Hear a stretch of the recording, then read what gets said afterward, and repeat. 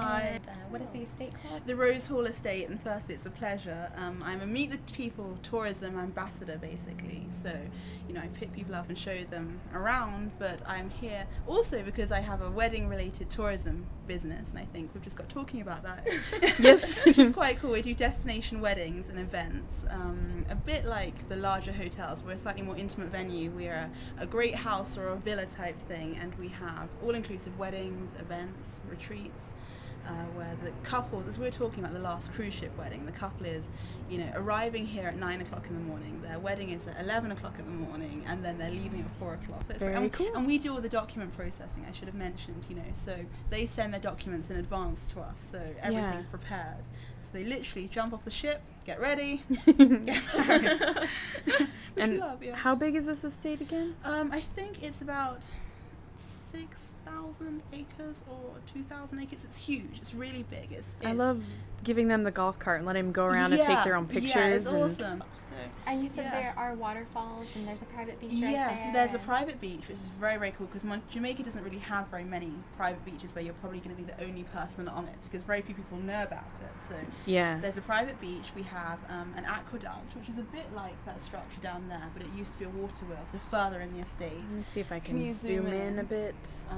There's kind of see it in the distance. Can you see it in the distance? There are quite a few on here. There are about four to six lakes. I don't know how many. I just want to span this view so people can see. It's very, very pretty. Yeah.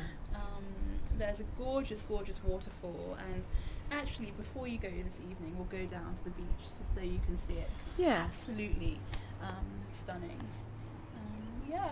But with the meet the People too, will you tell a little bit about, you said you work with a school as well? Yeah, I'm on the board of a girls' children's home called Montego Bay Community Home for Girls, and it's for girls who are between the ages of 12 and 18, and most of them are either orphaned or they have been removed from their family through no fault of their own. I mean, it's never a child's fault, but abuse and that kind of thing. And the great thing about the Montego Bay Community Home for Girls is that we put a real emphasis on education. So all of the girls, regardless of past and circumstance, have to go to school, and that's quite different because a lot of Jamaican children's homes don't necessarily force the children to go to school. They have a teacher that goes in once a week. We're totally different. They must go to school. We expect all of them to go to higher education, whether it's going to be at university, college or technical school. And we do stuff to try and integrate them into the local community. We have an open door policy, so there's no bars, nothing like that. We want it to be as homely as possible, which means they get chores. So they get chores, they get told off, they get lectures from me. I mean, we try and make it as homely as possible. We take them to the theatre. At the moment, there are 16 girls, of course not all at once, so we try and partner the girls up with someone in the community. What else? We're quite strict. I think if you ask them, they'd say, no boyfriends at all. Well, until 15, 16. It's just normal house rules, and we try, and they're doing quite well. We have one girl, I should say, her name is Tanisha. She got a scholarship, and she was up against. Oh, that's so cool. It's really cool. We're so proud of her. Up against children who have had a lot of privilege in life. She hasn't, and she did.